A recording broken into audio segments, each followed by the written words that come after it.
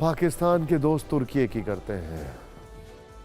पाकिस्तान के दोस्त तुर्की का एक भारत विरोधी कारनामा, जिसे सुनकर आपको शायद अपने कानों पर यकीन ना हो। यह खबर तुर्की एयरलाइंस के एक विमान से जुड़ी है।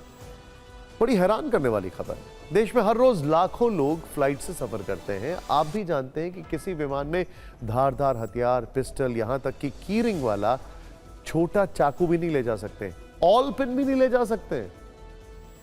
ऐसे में खिलौनों को ले जाने की अनुमति भी नहीं है, वो खिलौने जो किसी को नुकसान पहुंचाते हैं। लेकिन कल्पना कीजिए, अगर किसी विमान में भारी संख्या में विस्फोटक हो, उस फ्लाइट में बारूद भरा हो, तब आप क्या करेंगे? यकीनन यह खबर बहुत ज्यादा हैरान और परेशान करती है। लेकिन तुर्की एयरलाइंस के एक विमान में यह हो गया।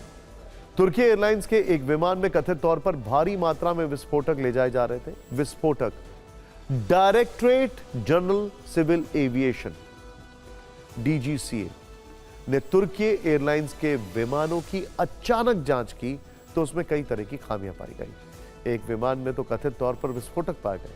ये बात सामने आते ही हड़कंप मच गया। इसके बाद भारत ने तुर्की एयरलाइंस को सुरक्षा नियमों का उल्लंघन करने पर कड़ी चेतावनी दे दी है। सोचिए, तुर्की का विस्फोटकों से लदा विमान जा रहा हो और उसमें धमाका हो जाए, तब क्या होगा? यह खबर बहुत चिंताजनक है। अब आपको बताते हैं कि आखिर तुर्की के विमान में विस्फोटक का कैसे पता चला।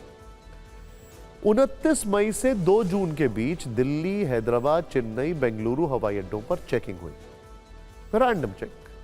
इस दौरान यात्री विमानों के साथ कार्गो उड़ानों की भी जांच हुई। विमानन मंत्रालय ने कहा कि बेंगलुरु में एक कार्गो विमान में खतरनाक सामान था। तुर्की एयरलाइंस के एक विमान में कथित तौर पर विस्फोटक जा रहे थे।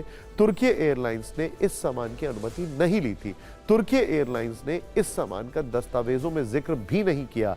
ग्राउंड ऑपरेशन संभालने वाले एयरलाइंस के मार्शल के पास वैध योग्यता कार्ड भी नहीं था। तुर्की एयरलाइंस और उसके ग्राउंड हैंडलिंग एजेंट में कोई समझौता भी नहीं हुआ था।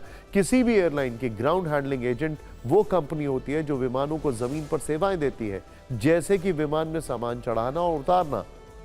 हर विमान के लिए एयरलाइन और ग्राउंड हैंडलिंग एजेंट में एक समझौता होता है, जिसके तहत यह सुनिश्चित किया जाता है कि विमान में क्या जाएगा और क्या नहीं। अब डीजीसीए ने यह तय किया है कि वो तुर्की एयरलाइन पर और कड़ी नजर रखेगा। अगर वो नियमों का पालन नहीं करता है तो उस पर जुर्माना भी लगाया जा सकता है। क्या तुर्की एयरलाइंस की कोई साजिश है? आने वाले समय में पता लग जाएगा।